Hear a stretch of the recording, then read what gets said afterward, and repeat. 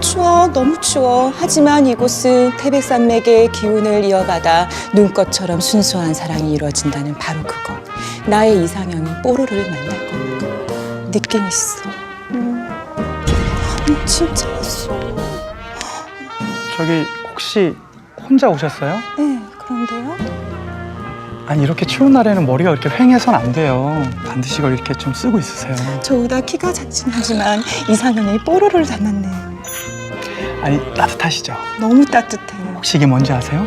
그럼요, 당연히 알죠. 바로 세계에서 면적이 가장 넓은 이 나라, 남한과 북한의 면적의 50배에 달하는 이 나라. 하지만 대부분의 기후가 냉대한데여서 얼어있는 바로 이 나라? 아니 어마어마한 추위 때문에 그 풍을 조심해야 된다라는 바로 그 러시아인들의 필수 아이템. 그것도 알죠. 바로 샤프카. 아니 그럼 혹시 샤프카를 뭘로 만드는지도 아세요? 빈부격차가 심해 개털부터 여우털까지 다양한 소재로 만드는 거죠. 아니 그 어마어마한 추위를 이겨내기 위해서 러시아 사람들은 몹시 고생스러웠을 겁니다. 그렇지만 그 추위 때문에 그 러시아가 유지되고 이해할 수 있었던 바로 그 운명적인 이야기. 혹시 궁금하지 않으세요? 궁금해요. 가르쳐줘요.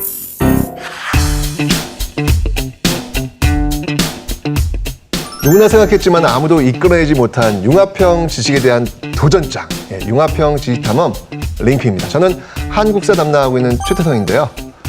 어디 다녀오신 거예요, 오늘요? 이 강봉균, 유성환 주연의 신작인가요, 이거? 뭐 제목을 뭘로 해야 되나요?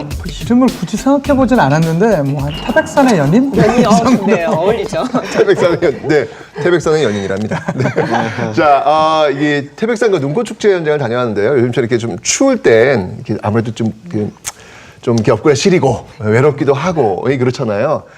오늘의 주제도 역시 마찬가지로 우리의 삶과 정말 밀접하게 연결되어 있는 진짜 우리를 쥐락펴락 밀고 당기고 이렇게 하는 우리의 평생 어찌 보면 연인이라고 할 수 있겠죠? 바로 기후입니다.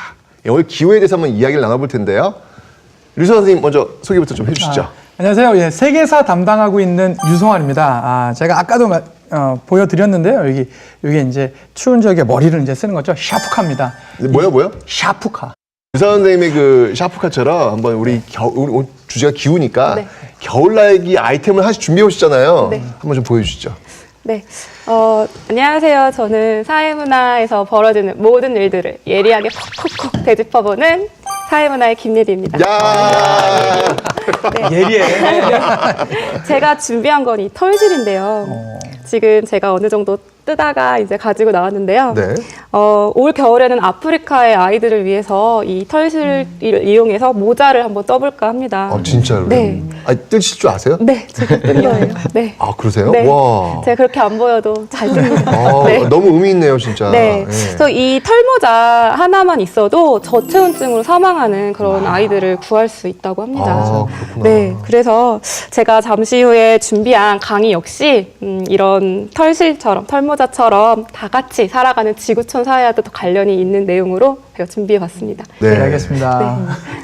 안녕하세요. 저는 지구상에서 되는 모든 자연현상을 과학적으로 바라보는 지구학의 이병희입니다. 선생님 오늘 정말 반갑습니다. 반갑습니다. 저는 이 보온병을 준비했는데요. 네. 이 보온병이라고 하는 것들은 이제 따뜻한 물을 집어넣게 되면요. 여기서 나오는 열로 인해서 이게 날씨가 많이 쌀쌀해지고 있는데 여러분들 어떤 그 따뜻함도 유지할 수 있고요. 또한 오늘날 뭐 지구 온난화라고 해서 이산화탄소가 많이 방출되면서 지구가 더워지고 있는데 그런 것들도 좀 방지할 수 있는 뭔가 이렇게 지구에 도움이 될 수 있는 그런 친환경적인 이렇게 소품을 좀 준비해왔습니다. 이산화탄소는 갑자기 또 이렇게 머리가 좀 무거워지는데. 약간 기분이 안 좋아. 이따 한번 좀 들어봐야 될 것 같아요. 좀 어렵고. 네. 저는 이제 그 지리와 그다음에 연기까지 담당하고 있는 네, 지리의 여신 강봉균입니다. 그래서 제가 준비해 온 거는 바로 저의 이 여건인데요.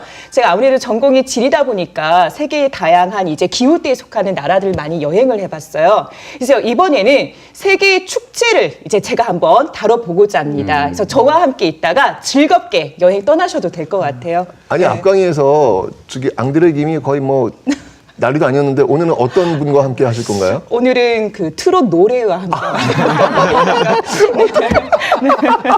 그런데 저희는 이렇게 하나씩 다 준비해 왔는데 아니 아무리 큰 결심이셔도 그렇지 큰 그러니까요. 결심 아무것도 준비 안 하신 것 같은데. 저는 뭐 따뜻한 눈빛.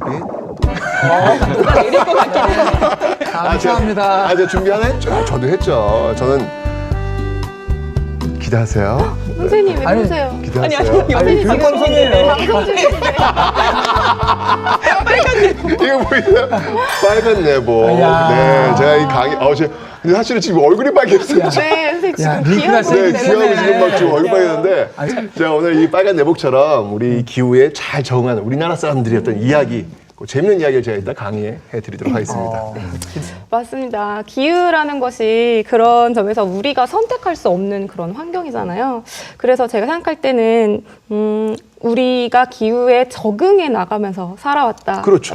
네, 네, 볼 수 있을 것 같은데요. 또 살기 좋으면 좋은 대로 또 나쁘면 나쁜 대로 그거를 관광에 활용한 예가 많이 있을 것 같아요. 관광. 네, 왠지 세계사 선생님, 류성환 선생님께서 세계적으로 많이 아실 것 같은데 어떠세요? 예리하신데요? 연인이 바뀌는 거 같네. 아니 실제로 그 아프리카에 보면 사바나 기후라는 게 있어요. 아주 건기 저도 뭐 자세히 모르지만 건기와 우기가 이렇게 뚜렷하게 구분되는 그런 그 기후가 있는데 사바나 기후를 이용해서 나타난 게 그 세렝게티 국립공원의 그 관광 상품이 그렇게 많이 유명하다고 합니다. 세렝게티? 예, 세렝게티. 네, 그 세렝게티 국립공원도 있고, 우리나라 근처에 있는 나라 중에서 중국의 하얼빈에서 빙등제가 매년 빙등제, 겨울에 그래. 열리거든요. 그러니까 뭐 이런 게 저희가 알고 있는 대표적인 뭐 이렇게 좀 관광의 사례 같은 게 아닌가 싶은데요. 그러니까 빙등제 하니까 이제 제가 전문이잖아요. 또 집이. 전문가 나와주셔야지. 그렇죠. 이제 이 중국의 하얼빈이 그 365일 중에 그 결빙 일수가 190일이나 되는 거죠. 그럼 절반 근데 이상이에요? 그렇죠. 너무 하얼빈이 추운 그렇게 거죠. 추워요? 네, 정말 많이 추워요. 아니 우리 안중근 안중근 의사 선수 고생하셨네. 대단한 군대 네. 가셔서. 근데 이게 되게 불리할 것 같잖아요. 근데 이거를 되게 적극적으로 이제 활용을 합니다. 세계적인 조각가들이 모여서 샥샥샥샥 해가지고요. 멋진 이제 얼음 조각을 만들어내요. 그래서 이때 그렇죠. 샥샥샥 깎는 거죠. 진짜 샤샤샤샤해요. 근데 이제 이때 동원이 되는 얼음이 무려 20만 톤에 이제 달합니다. 20만 톤? 그렇죠. 20만 세계적인 톤이요? 규모의 야, 그렇죠. 엄청나네. 축제가 되는 거죠. 네.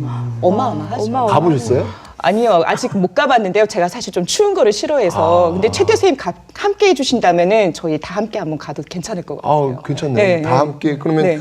EBS가 네. 좀 투자해 주세요. 보내주세요. 우리 거기서 한번 링크 한번.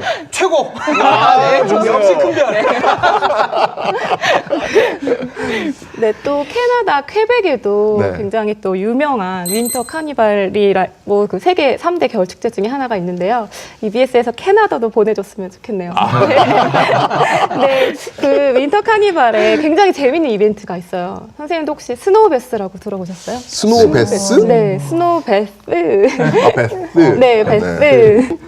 스노우 베스는 사전에 신체 검사를 받은 건강한 그런 그 남녀노소가 영하 20도씨 눈밭에서 네. 춤도 추고요, 눈밭에 구르기도 하고 이러면서 신나게 이렇게 놀고 그런 즐길 수 있는 그런 축제라고 합니다. 독특한 어떤 축제네요. 네. 예.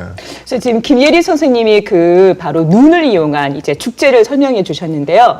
사실 세계상에는 그 나라 수만큼보다 더더 많이 되게 다양한 축제가 존재합니다. 근데 그 중에서 바로 세계 3대 축제가 있거든요. 3대. 그렇죠. 근데 그 3대 축제 바로 쿨하게 추위를 이겨내고요. 쏟 핫하게 또 즐기는 축제들이 있습니다. 그래서 지금부터 저와 함께 기후를 가지고 노는 나라로 한번 푹 빠져보도록 하겠습니다. 쿨하게, 핫하게. 네, 한번 떠나보겠습니다. 네. 기대하겠습니다. 자, 아까 우리가 태백 눈꽃 축제를 한번 봤습니다. 태백의 눈꽃 축제는 바로 기후를 이용한 대표적인 우리나라의 축제입니다. 그러면 이번에는 세계 3대 축제 한번 들어가 볼까요? 바로 브라질의 리우 카니발, 그다음에 일본의 삿포로 눈꽃 축제, 그리고 바로 독일의 옥토버 페스트입니다. 서로 다른 지역의 축제여서 공통점이 없는 것 같지만 사실 공통점이 있습니다. 바로 오늘의 주제, 기후를 이용한 축제라는 것입니다. 근데 여기서 먼저 살짝 스님이 좀 짚고 넘어가고 싶은 게 있는데요. 바로 이 카니발의 유래에 대해서 한번 살펴보겠습니다. 크리스토교에서 나온 것인데요. 크리스마스를 앞두고 앞두고 바로 이 부활절 기간입니다.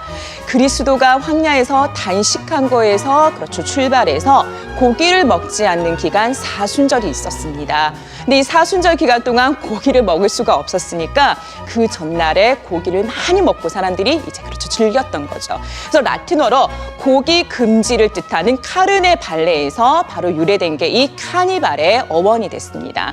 그러니까 초기에는 종교적인 측면이 강했는데요. 지금은 전 세계인이 즐기는 흥겨운 축제로 이제 발전하게 됩니다.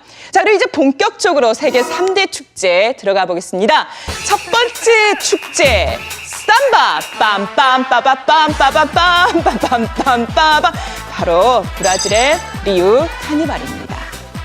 브라질은 이 국토 면적이 상당히 넓은 만큼 그렇죠 적도가 지나가고요 열대기후가 넓게 나타납니다. 원래는 원주민이 살고 있었는데 바로 포르투갈이 들어오면서 이제 식민 지배를 하게 되죠. 그래서 여기에서 이제 나타나는 농업이 바로 플랜테이션입니다. 유럽의 그렇죠 자본과 우수한 기술, 그다음에 식민 지배를 받고 있는 원주민의 값싼 노동력, 그리고 오늘의 주제 기후이죠. 열대 기후이기 때문에 연중 수확이 가능합니다. 그래서 커피와 같은 이런 돈이 되는 상품 작물을 재배하게 됩니다. 근데 원주민의 노동력만으로는 부족했기 때문에 바로 아프리카에서 흑인들이 노예로 들어오게 됩니다. 그래서 원래 그렇죠 식민 지배를 하게 되었던 그러니까 하고 있는 포르투갈 바로 유럽의 그렇죠 종교와 그 다음에 노예로 끌려왔던 흑인들의 그 애환과 그런 것들을 담은 노래와 춤이 결합이 되어서 지금의 리우 카니발이 탄생하게 되는 것입니다. 그래서 무엇보다 리우 카니발 하면은 그렇죠 열정의 축제죠. 바로 열대 기후의 뜨거운 속성을 보여주는 게 바로 이 리우 카니발입니다. 그러면 이번에는 약간 반대 경향의 이제 기후를 한번 가볼까요? 자, 두 번째 세계 3대 축제, 일본의 삿포로 눈꽃 축제입니다. 일본의 그렇죠 크게 4개의 섬 중에서 홋카이도는 정말 많은 눈이 내립니다. 이거를 이용해서 바로 삿포로 지역에서는요 눈을 가지고 조각상도 만들고요 패션쇼도 열게 되고 눈의 여왕도 뽑고 정말 다양한 눈을 이용한 축제를 개최하게 됩니다.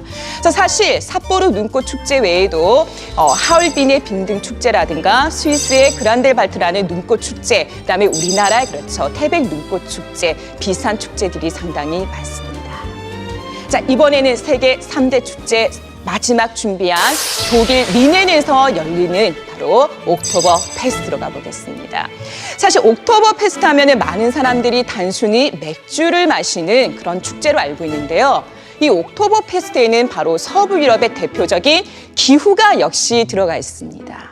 우리나라는 여름에 상당히 더운데요. 이 서부 유럽에 해당하는 독일이나 프랑스는 여름에 상당히 서늘하죠. 그러니까 이 서늘하니까 농작물이 숨풍숨을 쉽게 자랄 수가 없는 거예요.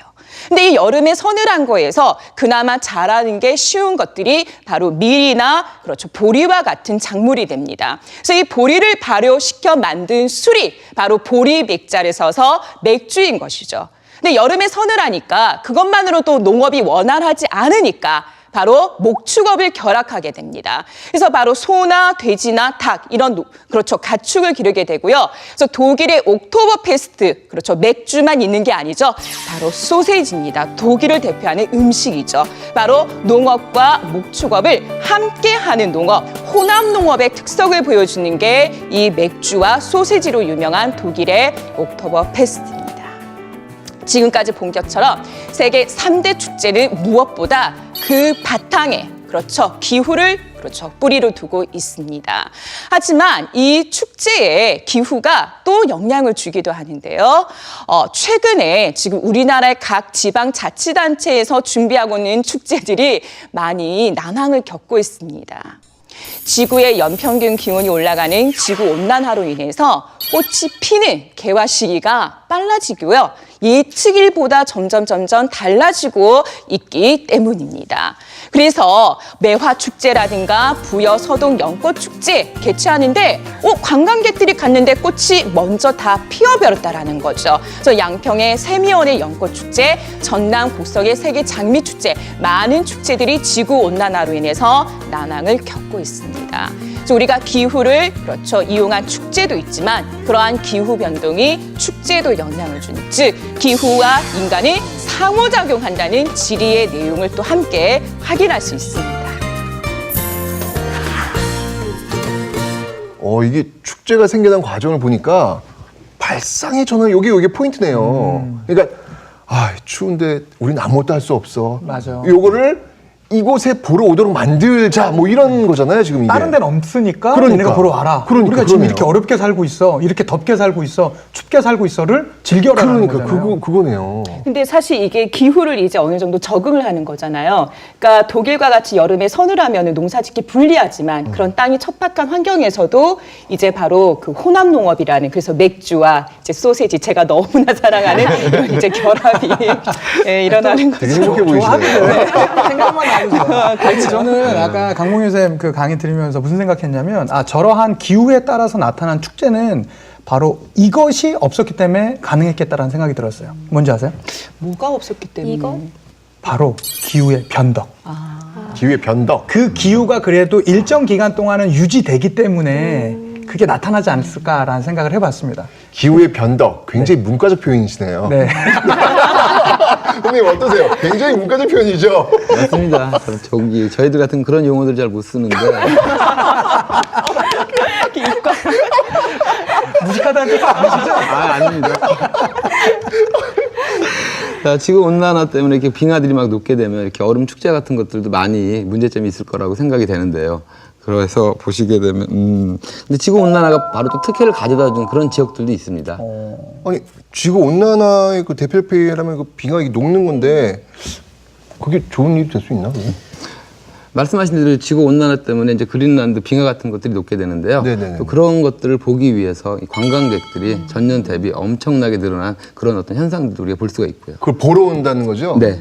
저도 들었는데 북극곰이 멸종하기 전에 보러 왔다 이런 분들도 네. 굉장히 많이 계시더라고요. 저도 그래서 그걸 신문에서 본 적이 있었는데 그래서 되게 인상적이어서 기억하고 있는데 그린란드 인구가 6만 명이 안 된대요. 뭐 5만 몇천 명 정도 되는데 최근에는 한 해 그 관광객이 7만 명이 넘는답니다. 그걸 보기 위해서. 진짜 지구가 굉장히 아픈 모습인데 그거를 또 관광이 된다고 하니까 참 신기하네요. 그러니까 그 그린란드처럼 이렇게 기후가 변하게 되면 예기치 못한 것들이 좀 나타나기도 하잖아요. 그게 역사의 순간에서도 중간중간에 많이 나타나게 되거든요. 역사를 바꾸는 순간 아까 저희가 극적으로 만난 그 순간 같은 그런 것들을 이제 준비하신 건가요? 그렇죠. 네. 실제로 기후가 급격하게 변하게 되면서 어떤 문명은 아주 잘 나가다가 쇠락하는 모습도 보여주고요. 아주 그냥 그 강자가 없었을 정도로 그 시대를 호령했었던 최고의 강자가 갑작스러운 기후에 의해서 혹은 예상하지 못한 대비하지 못한 기후에 의해서 무너지게 되는 그러한 역사의 현장으로 여러분들을 초대하도록 하겠습니다. 아니 저도 할게요. 아니 뭐 세계에서만 하십니까? 한국사도 해야죠. 네, 저희 한국사에서는 우리 한민족이었던 그 가옥 구조, 예, 그 한민족 가옥 구조가 기후에 어떻게 적응하면서 변화해 왔는지, 아니 그냥 사실 우리의 삶이에요. 우리의 삶이 역사를 거쳐가지고 어떻게 현재까지 왔는지 그런 이야기를 한번 해드리겠습니다. 자, 세계사 준비됐죠? 준비됐습니다. 한국사 준비됐습니다. 자, 지금부터 출발하죠. 출발! 예, 여러분. 지금부터 저희는요, 기후가 우리 세계사에 어떤 영향을 주었는지에 대해서 하나씩 알아가 보도록 하겠습니다. 일단 이 지도를 한번 보실까요? 여기 보시면 많이 보이시죠? 맞습니다. 세계의 여러 문명의 발상지를 보여주고 있습니다. 특히 이 중에서 우리에게 많이 친숙한 건 뭐냐면요, 4대 문명의 발상지라고 하지 않습니까? 한번 아시나요? 예, 이집트 문명, 메소포타미아 문명, 황하 문명, 인더스 문명, 이렇게 우리가 흔히 4대 문명 이렇게 얘기를 하는데요. 이 4대 문명에는 공통적인 특징이 있습니다. 바로 큰 강, 하류에 주로 나타났다는 것인데요. 이 큰 강의 하류는요, 일반적으로 평야가 나타나게 되고 그 평야에는 엄청나게 비옥한 토지가 있었습니다. 그래서 그 토지의 풍성한 생명력을 바탕으로 아주 높은 문명을 가져갔었던 것인데요. 특히 이 인더스 강 주변에 사실 우리에게는 많이 알려지진 않았지만 엄청나게 고도로 발달했었던 문명이 있었고 강이 있었습니다. 바로 가하크라 강인데요. 그런데 이 가하크라 강은요, 늘 흐르던 강이 아니라 아주 우기철에는 물이 되게 많이 있었고요. 건기철에는 좀 적게 있었던 바로 그러한 문명이었습니다. 그래서 이 가하크 강 주변에 발전했던 문명 중에 돌라비라 문명이라는 문명이 있었습니다. 이 돌라비라는요, 이 가하크라강이 물이 많았던 그 시기예요. 댐을 막아서 댐을 짓고 그 물을 도시 안으로 흘러들어게 해서요. 아주 큰 저수지 17개 물을 가득 채웠다고 합니다. 그래서 다시 비가 오는 그 시기까지 그 많은 물을 사용하면서 아주 높은 문명을 가져갔었다고 합니다. 이른바 물의 도시 돌라비라죠. 그런데 시간이 지나게 되면서 기후가 변하게 되게 되었었고요. 이 몬순의 변화에 의해서 어떻게 됐냐면 점점 가하크라 강이 말라갔습니다. 그 말라갔던 가하크라 강은요, 이제는 아예 강의 흔적을 찾아볼 수 없게 되었었고, 그 가하크라 강이 없어지게 되자 어떻게 됐을까요? 맞습니다. 그 풍성했던 물의 도시 돌라비라 역시 이제는 문명이 끝나버렸던 것이죠. 이렇듯 기후의 변화에 의해서 많은 변화를 가져왔었던 게 바로 세계사의 여러 문명들이라고 할 수 있을 것 같습니다. 자, 시간은 더 지나와서요, 19세기 초로 한번 가보도록 하겠습니다. 이 기후에 의해서 또 영향받았던 인물입니다. 바로 나폴레옹 보나파르트입니다. 자, 나폴레옹 보나파르트는요, 19세기 초 유럽의 최강자로 군림합니다. 프랑스를 아주 그냥 강성한 국가로 만들었던 것이죠. 그의 말발굽이 짓밟지 못한 나라는 없다시피 했습니다. 그런데 이 나폴레옹이 정복하지 못한 한 나라가 있었어요. 그건 바로 영국이었습니다. 근데 사실 영국과 그냥 맞붙은 게 아니라 영국은 아시다시피 섬나라 아닙니까? 섬나라로 갈 수 없었기 때문에 실제로 영국을 정복하지 못했었는데요. 그래서 이 화가 났던 나폴레옹은요, 이렇게 명령을 합니다. 앞으로 영국하고 교역하지 마. 이른바 대륙 봉쇄령이죠. 우리 대륙에 있는 너네 이제 영국 저 섬나라들과 교역하지 마. 만약 교역하면 내가 혼내줄 거야 라고 했던 것입니다. 그런데 영국과의 교역이 너무나 중요했던 한 나라가 있었어요. 바로 어떤 나라였냐면 러시아였습니다. 러시아는요, 그걸 막을 수 없었고 교역을 하게 됐는데요, 나폴레옹한테 딱 걸립니다. 그래서요, 나폴레옹은요, 화가 납니다. 그래서 1812년 수십만의 군대를 이끌고 러시아 원정을 떠나게 되었습니다. 자, 문제는 러시아군은 싸울 의지가 없었어요. 그래서 어떻게 하냐면 자신의 가옥이라든가 식량을 불태워버리고요, 모스크바에서 후퇴해서 빠져 있었습니다. 별다른 전투 없이 프랑스군은요, 러시아의 심장부였었던 모스크바를 점령합니다. 문제는 그 다음부터입니다. 수십 도가 영하 40도가 넘는 엄청난 혹한을 프랑스군은 대비하지 못했습니다. 그래서 그 혹한이 되자 별다른 전쟁 준비를 할 수 없었고요. 그때 그들은 후퇴를 결정합니다. 그 후퇴를 보면서 러시아군은요, 프랑스군의 뒤를 공격하게 되었던 것이죠. 그 강력했었던 프랑스군은 추위는 막을 수 없었고요. 그 추위를 바탕으로 러시아 사람들은 늘 추위에 있었던 사람들이니까요. 그 추위를 바탕으로 공격해 오던 러시아군에게 참패하게 됩니다. 수십만 군이 전쟁에 참여했지만 실제로 프랑스로 돌아왔던 군대가 채 1만 명 정도였었다고 하니 그 피해가 엄청나게 참혹했었던 것이죠. 늘 내 사전에 불가능이란 단어는 없다라고 주장했었던 나폴레옹이었지만 기후 앞에서 그는 불가능을 인정할 수밖에 없었습니다. 저희가 오늘 살펴보았었던 이 돌라비라 문명, 그 다음에 나폴레옹, 누구는 기후의 변화에 의해서 발전하기도 하고 쇠락하기도 했었고요. 또 누구들은 이 기후를 제대로 파악하지 못해서 세계사에서 본인의 뜻을 이루지도 못하는 그러한 역사, 즉 이 기후란 세계사에서 빼놓을 수 없는 아주 중요한 내용이기 때문에 세계사를 제대로 공부하기 위해선 기후에 대한 이해가 반드시 필요합니다. 기본적으로 이런 얘기 있죠. 이 제주도에 유채꽃이 피면 봄이 오고 설악산에 첫눈이 오면 그때부터 겨울이 온다. 뭐 이런 이야기가 있잖아요. 올해는 10월 10일 날 설악산에 첫눈이 왔대요. 네, 작년보다 한 6일 정도 빨랐다고 합니다. 네, 우리나라 이 기후를 보면요, 이 북쪽으로 올라가면 올라갈수록 좀 서늘해지고요, 남쪽으로 내려오면 내려올수록 따뜻해지는, 그 정도는 여러분 잘 알고 계시잖아요, 그죠? 자, 그럼 이제 이러한 그 기후의 어떤 차이가 우리나라 가옥 구조의 어떤 특징, 어떤 형태를 만들어 놓게 되었을까 궁금하시죠, 여러분들? 자, 일단 영상을 한번 보도록 하겠습니다.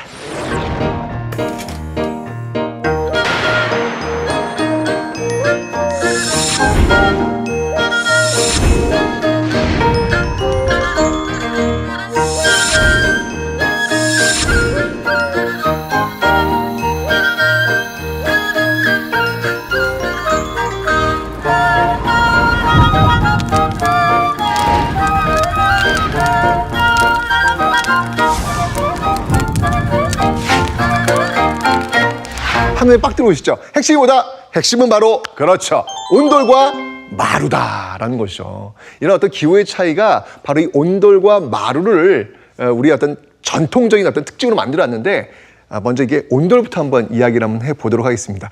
여러분 시험에 무지하게 잘 나오는 게 있어요. 발해. 아주 먼 우리 고대사의 발해, 남북국시대의 발해가 있는데 그 발해가 고구려를 계승했다고 합니다. 자, 그렇다면 발해가 고구려를 계승한 근거가 뭐냐? 무지하게 시험이 많이 나오죠. 그 중에 하나가 뭐였습니까, 여러분들? 바로 온돌이죠, 온돌. 네, 온돌입니다. 네. 자, 이 고구려의 굉장히 특징적인 그 난방 방식이 온돌인데요. 이 온돌은요, 중국 측에서는 주로 발견되지 않습니다. 또 남쪽에서 주로 발견되지 않고요. 이 고구려, 이 지역에서 집중적으로 발견되고 있죠. 이게 아주 추운 그 지역에서 이 버텨내기 위한, 이 추위를 막아내기 위한 우리 어떤 전통 어떤 방식으로서 온돌이 자리 잡게 되는데 이 온돌에 대한 기록이 중국 측 기록에 많이 나와 있습니다. 6세기 북위의 그 지리서였던 그 수경주에 이런 기록이 지금 나와 있네요. 바닥은 모두 돌로 이어 깔았고 그 위는 흙으로 메웠으며 그 안에 많은 통로가 마치 이 경맥이 사방으로 뻗친 것과 같다. 터 옆에 방 밖에 있는 내면의 아궁이에 불을 지피면 밥 짓는 불의 열기가 안으로 흘러들어 건물 전체가 따뜻해진다. 그러니까 공기를 순환시켜가지고 방을 따뜻하게 한다. 뭐 이런 기록이 있고요. 이게 당나라 사설이든 구당서에든지 이런 기록이 있어요. 고구려 온돌에 대한 기록입니다.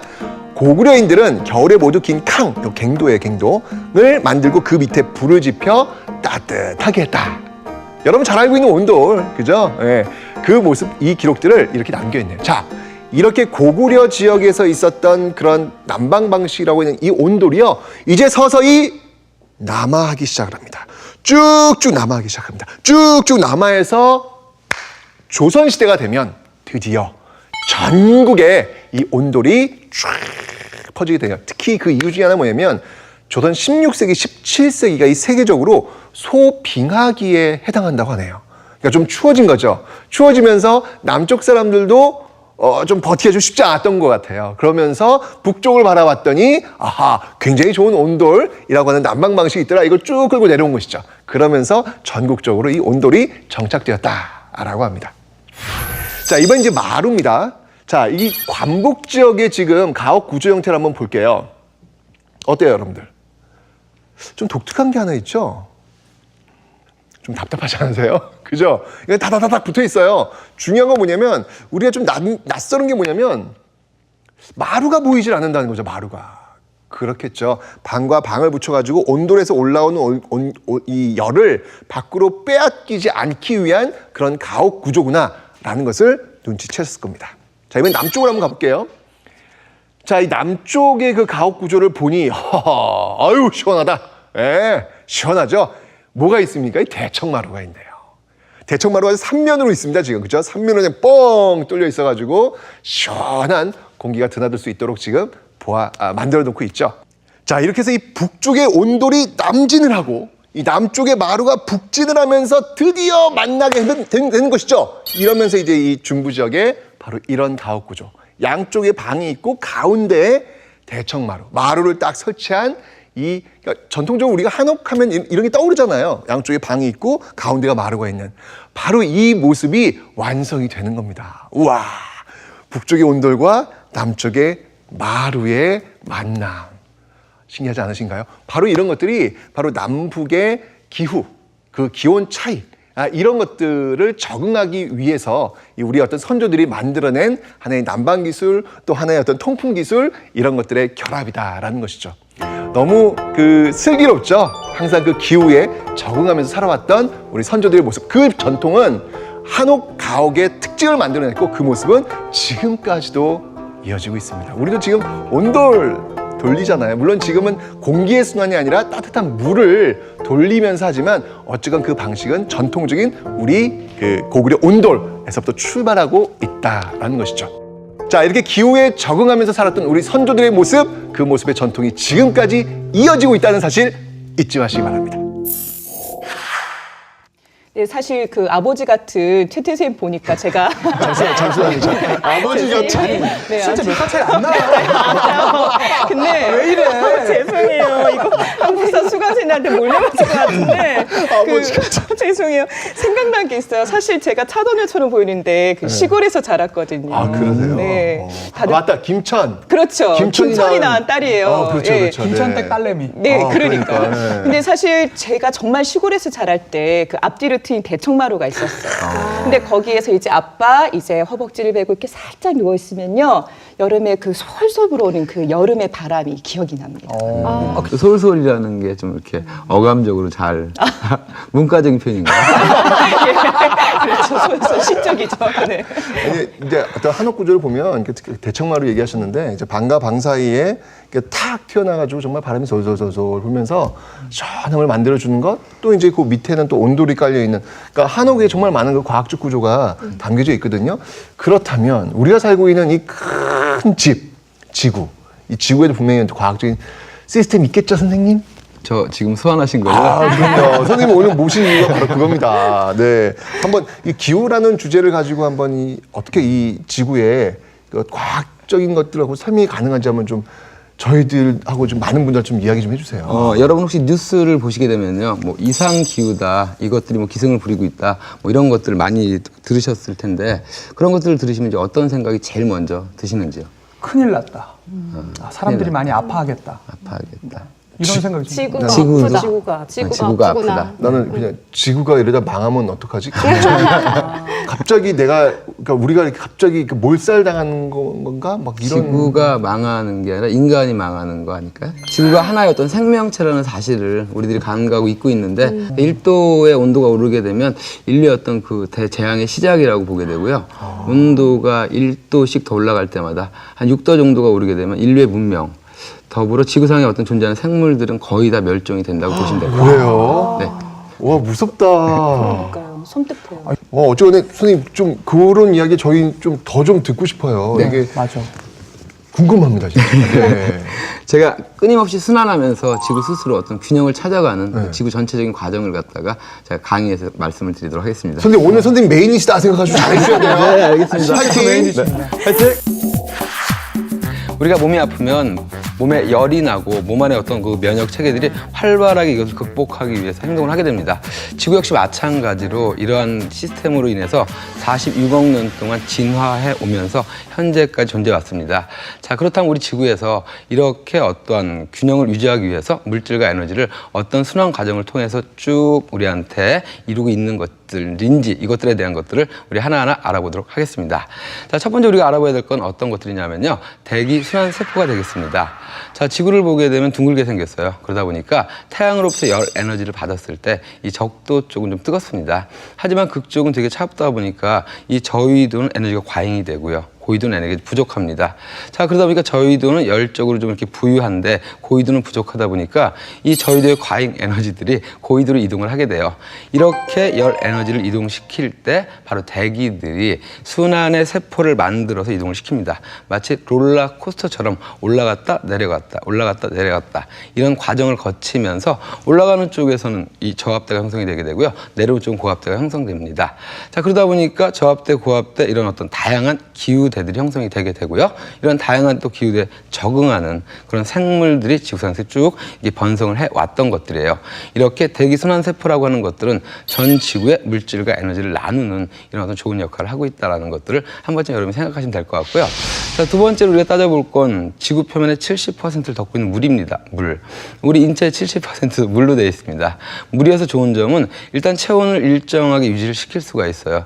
또한 물 안에 많은 것들을 녹일 수 있기 때문에 지구 표면에 있는 바다 역시 그러한 역할을 해주게 됩니다. 지구 대기 대순환이라고 하는 그 바람들에 의해서 이렇게 표층해류가 발생을 하게 되고요. 이런 표층해들이 움직이면서 이 저위도에 남아도는 이런 에너지를 갖다가 고위도로 이동을 시켜줍니다. 자, 결국 이러한 과정을 통해서 전 지구의 온도가 거의 일정한 값이 유지가 되도록 이러한 역할을 해주게 되고요. 또한 물 역시 마찬가지로 그 안에 많은 것들이 녹아있죠. 이런 것들에 의해서 전 지구적으로 어떤 물질도 고르게 나눌 수 있는 바로 이런 생명과 같은 역할을 해주고 있다고 생각하면 됩니다. 자, 지구의 이 바닷물들 같은 경우에는 심층순환을 하게 됩니다. 우리 북극 근처를 보시게 되면 북극 근처잖아요, 그죠? 되게 춥다 보니까 이 해수 자체가 추워지면서 아주 밀도가 커지게 돼요. 무거워진다는 얘기죠. 그러면서 이런 물들이 이제 가라앉습니다. 가라앉아서 바닥을 쭉 돌면서 전 지구적으로 순환을 하게 되고요. 이러한 심층 순환이 표층 순환과 연결이 되고 그러면서 전체 지구적으로 마치 우리 혈액이 온 몸의 어떤 그 에너지를 영양분을 공급하듯이 마찬가지 개념으로 돌고 돌면서 전 지구적인 평형 상태를 유지하고 있다라고 생각을 해주시면 돼요.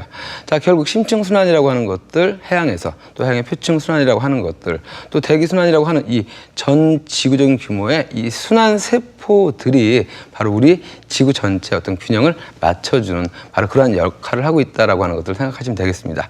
자, 그런데 또 하나 이제 중요한 게 어떤 거냐면 온도라고 하는 측면에서 우리가 생각을 해야 되는데요. 여러분 물과 얼음이 함께 공존하는 온도 아시잖아요. 영도라고 하는 거.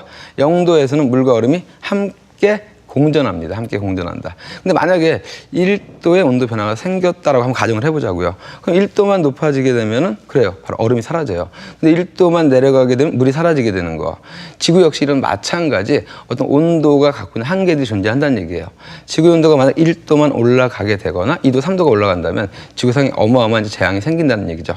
예를 들어 1도만 올라간다고 하더라도요. 난리가 납니다. 어떤 일이 생기냐면 바로 우리가 살고 있는 지표면 쪽에서 강수량의 변화 이런 것들에 의해서 비가 오지 않는 지역들이 생기게 되고요. 그러면서 결국은 바로 아주 작은 동물들 이런 것들의 어떤 멸종 같은 게 생기게 되고요. 2도 정도만 올라가도 물 때문에 많은 문제가 생겨요. 어떤 지역에서는 물에 빠져서 이렇게 돌아가시는 분들이 생길 수도 있고 어떤 지역엔 물이 부족해서 마실 물이 없는 거죠. 이렇게 돌아가는 분들이 생길 수 있고요. 예를 들어 3도만 올라간다면 그때는 이 지구 온난화라고 많이 들어보셨을 거예요. 이것들이 자체적으로 발전을 하게 됩니다. 그러면서 전 지구상에서 모든 생물들을 멸종시켜 나갈 수 있는 그런 힘들을 갖게 된다는 거죠. 자, 우리 지구가 현재 자기 자신의 어떤 균형을 맞춰가는 시스템에 의해서 우리들한테 늘 이야기를 하고 있는 거죠. 이상기후라고 하는 것들, 뭔가 다른 것들. 자, 근데 이런 것들 우리는 어떤 각도에서 봐야 되냐면 지구가 자신의 몸이 안 좋다. 알아달라 이런 얘기죠, 그죠? 이런 것들을 우리한테 이야기하고 있는 바로 그런 것이라는 걸 생각해야 돼요. 우리가 살아있는 생명체라고 한다면 지구 역시 거대한 살아있는 하나의 생명체가 되는 것들이고요.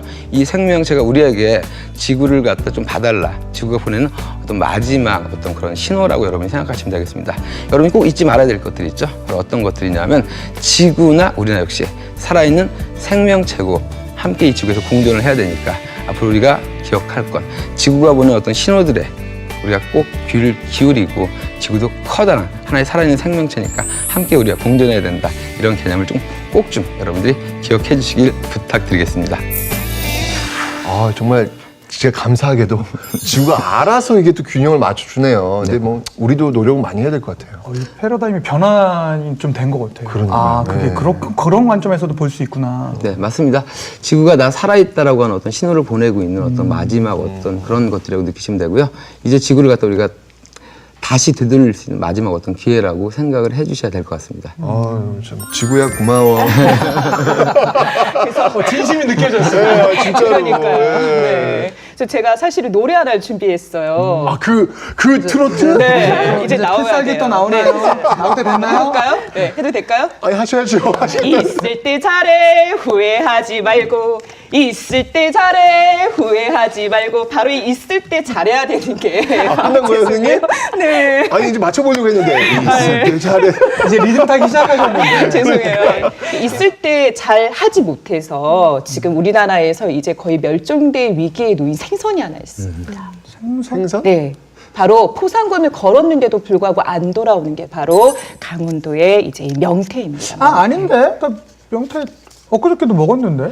그게 사실은 거의 다 러시아산 수입산이거든요. 아, 우리나라 게 아니에요? 그러니까 이 지구 온난화에다가 너무 많이 잡아버린 거죠. 근데 이 명태는 대표적인 차가운 물에서 잡히는 한류성 어족인 거죠. 명태.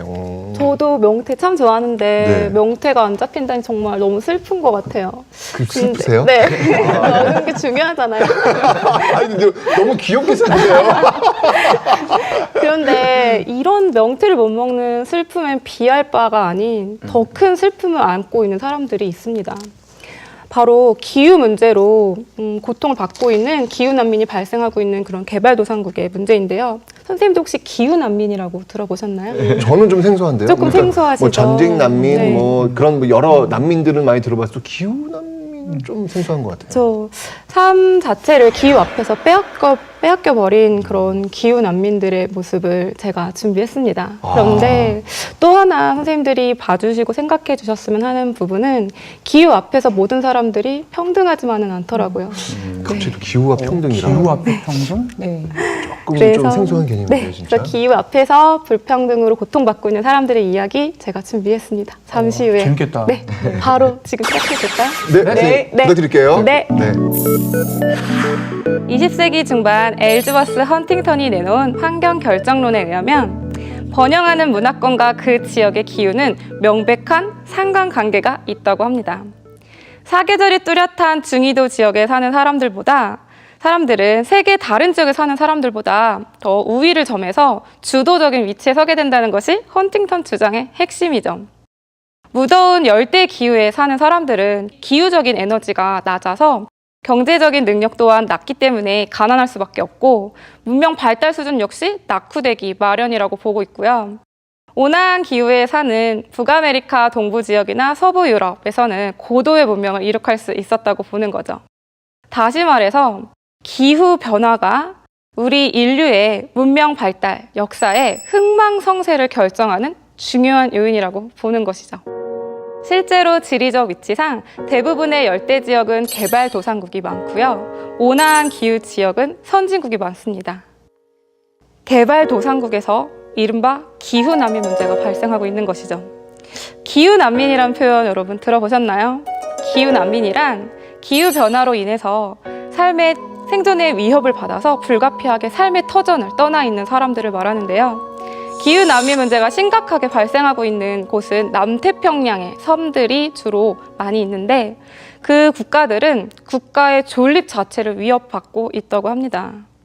남태평양 적도 부근에 위치한 국가인 투발루는 9개의 산호섬으로 이루어져 있는데요.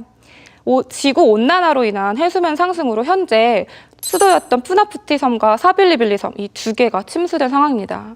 이에 투발루는 12,000명에 이르는 국민들을 모두 인근 국가로 이주시키려는 그런 가슴 아픈 사업을 추진하게 되었죠. 방글라데시 또한 기후 난민 문제가 굉장히 심각하게 발생하는 국가 중 하나인데요. 독일의 환경단체 게르만 와치가 지난 20년간 기후 변화 문제로 가장 큰 피해를 입은 국가로 방글라데시를 꼽기도 했죠. 방글라데시는 국토의 60%가 해발고도 5m 아래에 위치하고 있어서 이러한 기후 변화에 더 취약한 상황인데요. 유엔 정부 간 기후변화위원회에 따르면 2050년 정도 되면 방글라데시는 국토의 17%가 침수되고 약 2천만 명의 기후 난민이 발생할 것이라고 전망하기도 했습니다. 이토록 급증하고 있는 기후 난민 문제, 과연 누가 책임져야 되는 걸까요? 아니, 누가 도와줘야 되는 걸까요? 사실 기후난민은 국제사회에서 일반적으로 인정하는 전쟁이나 내란, 소요사태와 관련된 그런 난민들하고는 달리 실질적으로 많은 도움을 받고 있지는 못한 상황인데요. 그래도 이들을 돕고자 하는 국제적인 도움의 손길 중 하나가 있습니다. 바로 국제기후난민 구호기금이죠. 국제기후난민 구호기금은 개발도상국을 대상으로 각종 구호 사업을 진행하고 있는데요. 홍수가 잦아서 기후난민이 많이 발생하고 있는 기후난민 문제가 심각한 동남아시아 국가 중 하나인 캄보디아를 예로 들어보면 캄보디아는 국민의 95% 이상이 한 달에 15만 원 이하로 생활하고 있어서 매우 어렵다고 합니다. 이에 2014년 국제기후난민 구호기금의 출발이라고 할 수 있는 W재단에서는 캄보디아를 주요 기후 문제 발생 지역으로 선정을 하고 각종 다양한 방법을 통해서 돕고 있는데요. W재단에서 W는 Wisdom for Future, 미래를 위한 지혜라는 뜻입니다. W재단에서는 캄보디아의 그런 상황을 받아들이고 그들이 실질적으로 기후의 그런 문제를 시설로서 극복할 수 있도록 경제적으로 발전하는 것이 가장 최선의 길이라고 생각하고 있습니다. 최근에는 프란치스코 교황과 미국 오바마 대통령이 기후 난민에 대한 강력한 경고를 하기도 했었죠. 그래서 지구촌의 관심이 굉장히 뜨거워지기도 했었는데요. 이뿐만 아니라 선진국들도 이러한 기후 난민을 돕기 위한 움직임이 일어나고 있는데요.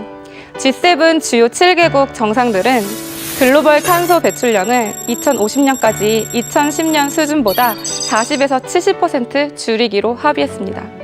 올해 말 파리에서 열리는 UN 기후변화 협약 당사국 총회에서는요, 2020년에 효력이 만료되는 온실가스 감축 목표에 관한 의정서인 교토 의정서를 대체할 후속 의정서를 만들 예정입니다. 물론 아직도 기후 난민을 인정하고 받아들이지 않으려는 그런 일부 선진국들도 있습니다. 하지만 지금 이 순간에도 기후 문제로 인해 고통받고 있는 사람들이 있습니다. 기후는 균형과 조화를 이룰 때 우리에게 더 큰 이로움을 가져다 줄 것입니다. 기후는 주어진 것이지만 바꿀 수 있는 것은 우리 인류이기 때문이죠. 그 김예리 선생님 강의를 너무 잘 봤는데요. 사실 조금 씁쓸한 생각이 들었어요. 네. 근데 사실 그 기후 이 난민에게 가장 절실한 것은 그 컨트롤할 수 있는 이제 시스템인 것 같아요. 그러니까 같은 자연재해라 하더라도 선진국은 시스템이 잘 갖춰져 있고 자본이 풍부하니까 그렇죠. 그 기후를 이겨낼 힘도 있는 거고 또 새로운 기술을 개발할 수도 있는 거죠.